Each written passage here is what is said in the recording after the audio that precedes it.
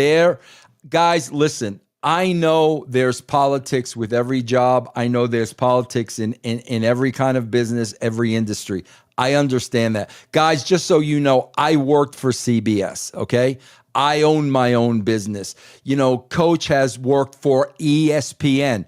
We know there are politics that go with every business. Guys, I am telling you right now, there's no politics like wrestling politics. Oh, God. So I just want to say, on behalf of Triple H, here's the problem, man. He must be, the stuff we're talking about with Rock and TKO and Ari and all this, Triple H is in knee deep.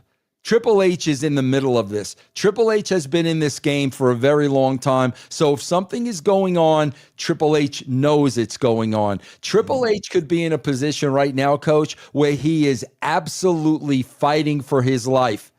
You think creative is his number one priority when he's worried about his livelihood and his spot and his position? That is why, guys, he should not be in a creative position. Because if he is fighting for his life in that company right now, his focus is not going to be on Alastair Black, Coach. That's the problem. So I want to give him the benefit of the doubt because this guy is probably swimming in it at this point. And that's where his mind should be. If you're the head of creative, all you should be worried about is storylines for every single talent that you have on the roster. That's where and when Triple H does videos, he goes, well, my team does this, or I have a team that does that. It means he's trying to do 4 or 5 different things to make himself more and more valuable. And there's going to be a lot of people out there, Vince, that say, well, he's got all the money in the world. Why would he care if he gets let go and fired at 55 years of age?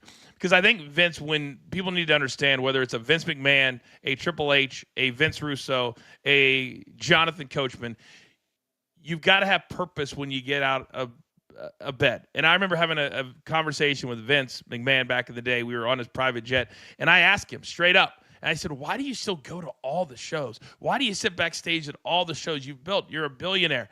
And he looked at me and he said, and I quote, because, Coach, this is my purpose. And I've built this, and there was no way in hell that Vince was going to allow somebody else to take the reins of the company that he built into a billion-dollar brand. Triple H, Vince, has the same mentality. This is all he loves. He has no other interest. So if he loses this spot, what is he going to go do? Where is he going to go do it at? I think that's why he might be panicking a little bit behind the scenes. He'll never show it publicly, but behind the scenes, where would he go? What would he do? And, Coach, I want to point this out. Just let me take a second to explain this to people. Bro, the question is always asked, why did Vince Russo have his greatest success at the WWE, not WCW and not TNA? And then, of course, you have my adversary. Oh, well, because Vince was his filter. I mean, guys, we saw Vince McMahon write television on his own. So if you want to believe into that, you could believe in it. But here's why, Coach, and this is exactly what we're talking about.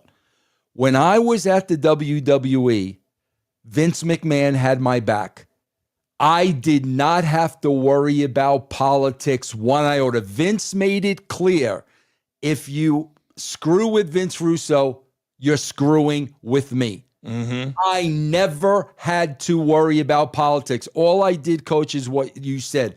Concentrate on the shows. When I went to WCW and TNA and nobody had my back like that, half of the time I was worrying about the politics. No doubt. Who was stabbing me in the back?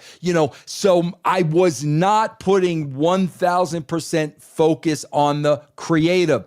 That's the spot Triple H is in right now. And that is why you are seeing creative fall short.